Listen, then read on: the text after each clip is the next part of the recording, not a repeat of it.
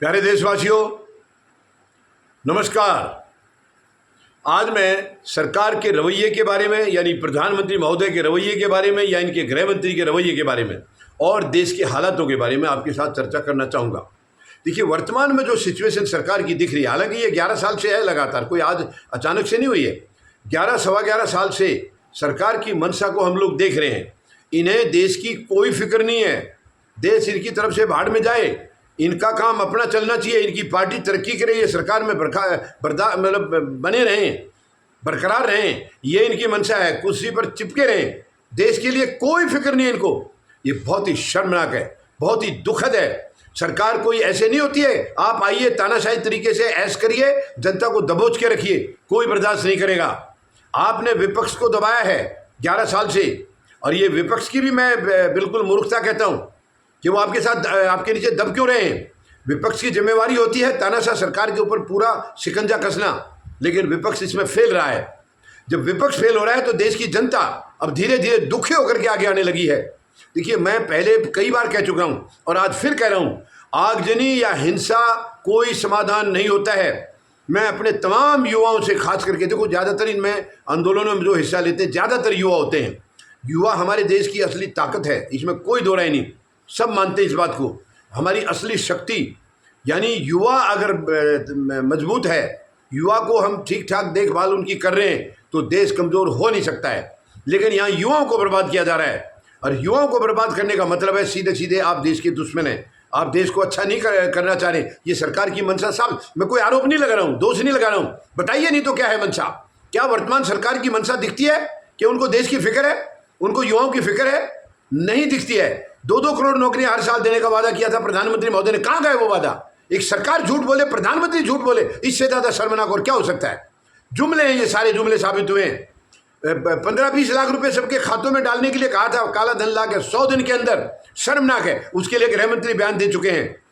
ये 2017 जो उत्तर प्रदेश के चुनाव थे विधानसभा के, तब ये गृह मंत्री नहीं थे, ये पार्टी के अध्यक्ष थे, तब इन्होंने बयान दिया था कि नहीं ऐसे कोई काला धन नहीं आता है, ऐसे कोई 15-20 लाख नहीं होते हैं। वो एक जुमला था। इससे ज़्यादा शर्मनाक और कुछ हो नहीं सकता है। गृह मंत्री पद पर आज जो बैठा व्यक्ति है वो कह रहा है वो जुमला था। प्रधानमंत्री को उसी दिन त्याग पत्र दे देना चाहिए था कि वो झूठ बोल करके सत्ता में आए हैं। 2 करोड़ नौकरियां देने की बजाय इन्होंने नौकरियां छीनी हैं। और हालात क्या हो गए आज, महंगाई क्या थी और आज क्या है, और ये क्या कह के आए थे, बहुत ही शर्मनाक है। अब देखिए, देश का युवा दुखी हो चुका है, परेशान हो चुका है। उसके पास वक्त, यानी पहली बात तो शिक्षा को ही बिल्कुल बैठा दिया गया, और किसी तरह वो शिक्षा हासिल कर भी लेता है तो उसके पास नौकरी नहीं है, रोजगार नहीं है, क्या करेगा? कुछ लोग विदेशों में, बच्चे हमारे चले जाते थे, जब यहाँ नौकरी नहीं है तो अपना जमीन घर बार बेच करके विदेशों में जाते थे। वहाँ के हालात आपने देखे। अमेरिका से हथकड़ियों में जकड़ करके, बेड़ियों में जकड़ करके भेजा गया, और देश के प्रधानमंत्री के मुँह से एक शब्द नहीं निकला, एक शब्द नहीं कह पाए राष्ट्रपति ट्रंप को। इससे ज़्यादा शर्मनाक और क्या होगा? क्या होगा इससे ज़्यादा दुखद? यानी एक शब्द नहीं कह पाए। दुनिया के छोटे छोटे देश, उनके बच्चों को हिम्मत नहीं हुई है राष्ट्रपति ट्रंप को ऐसे भेजने की। भेजे थे, उन्होंने वापस कर दिया उनका जहाज कि नहीं, इस तरीके से हम युवाओं को नहीं लेंगे। मानते हैं वो गलत तरीके से गए हैं, लेकिन उन्होंने कोई चोरी नहीं की, हेराफेरी नहीं की, कोई उनका नुकसान नहीं किया है। और इस तरीके से भेजना, ये राष्ट्रपति ट्रंप के लिए भी मैं कहूँगा एक शर्मनाक घटना है। इंसानियत नहीं है उनके अंदर। इंसानियत होती तो ये बच्चों को अपना बच्चे समझते। ठीक है, आप नहीं रखना चाह रहे उनको, ये आपके काम करने के लिए गए थे ताकि इनको रोजगार मिल जाए, आपका काम हो जाए। कोई अमेरिका को नुकसान पहुंचाने नहीं गए, लेकिन फिर भी अगर आप चाहते हैं कि कोई ना आए तो इज्जत से भेजिए उनको। ठीक, वो गलत तरीके से चले गए, वो नुकसान पहुंचाने के इरादे से नहीं गए, अपने परिवार के लिए, चलाने के लिए, उसके लिए साधन ढूंढने गए थे।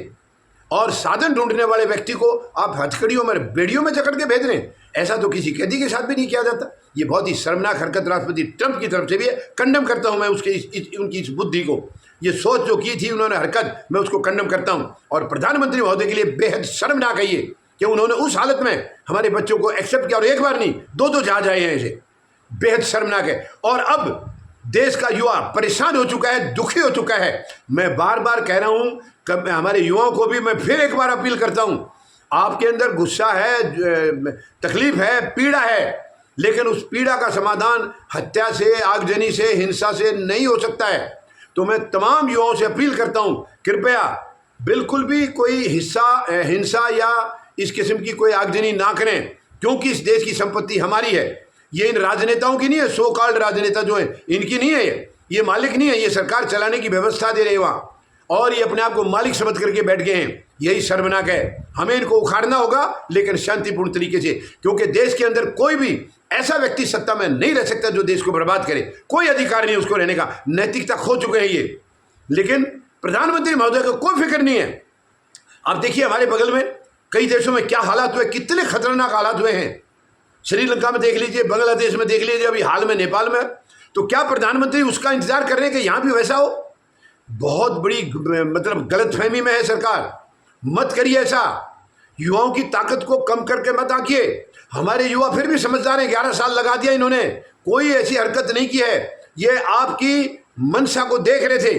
आप बड़े बड़े लंबे वादे करके आए थे, उन वायदों में ये बहके हुए थे। ये देख रहे थे कि शायद सरकार आखिर में कुछ करेगी। लेकिन कितनी शर्मनाक बात है कि 11 साल के बाद भी आज ये सरकार उसी तानाशाही पर चल रही है। इनकी बस एक ही है, विपक्ष को दबाओ। मैं नहीं कह रहा हूं कि वो गलत है। अगर विपक्ष भ्रष्टाचारी है, कोई आरोप है, जरूर डालिए, उनको जेल में डालिए, सजा दिए। लेकिन ऐसा तो आपने कुछ किया नहीं है, कुछ किया नहीं। आप केवल दिखावे के लिए, जनता को मूर्ख बनाने के लिए कि देखिए हम एक्शन ले रहे हैं, और आपके अंदर भ्रष्टाचारी बैठे हुए हैं, उनके खिलाफ कोई एक्शन नहीं है। यानी दूसरी पार्टियों से जो भ्रष्टाचारी थे वो आपके पार्टी में आगे शामिल हो गए, वो शुद्ध हो गए। ये बहुत शर्मनाक है। प्रधानमंत्री को शोभा नहीं देता, देश के प्रधानमंत्री को। आप देश के मालिक नहीं, प्रधानमंत्री महोदय। हालात को समझिए, देखिए हालात क्या हो रहे हैं, किस तरफ जा रहा है देश। मत इसको बर्बाद होने दीजिए। आज युवा देखिए, अब कई जगह पर ये ऑलरेडी शुरू हो चुका है।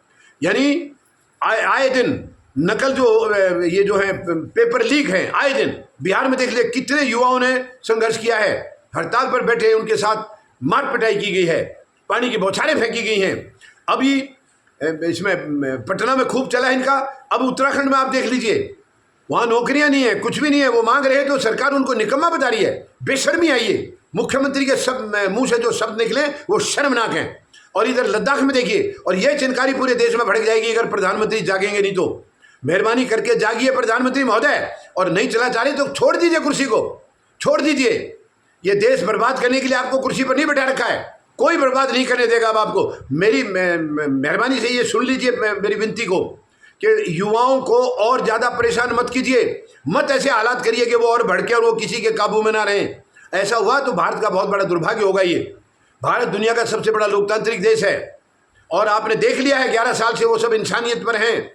आपने लगातार उनको पीड़ा दी है, फिर भी वो समझदारी से इंतजार कर रहे हैं कि शायद देश का प्रधानमंत्री एक दिन जागेगा, कुछ करेगा उनके लिए। लेकिन देश का प्रधानमंत्री गहरी निद्रा में है, गहरी निद्रा में, उनकी नींद नहीं खुल रही है।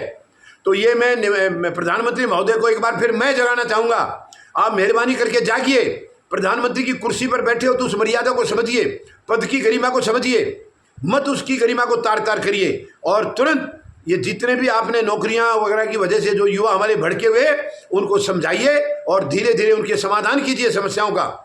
ऐसे बैठ करके या तानाशाही चला करके या कुछ भी अपने मर्जी से इस किस्म का गलत सलत हुक्म देने से हालात सुधरते नहीं हैं और बिगड़ते हैं। उम्मीद है प्रधानमंत्री महोदय अपने अंदर झांकेंगे और देश के प्रति कुछ अच्छी भावनाएं जरूर प्रकट करेंगे। धन्यवाद। जय जवान, जय किसान, जय हिंद।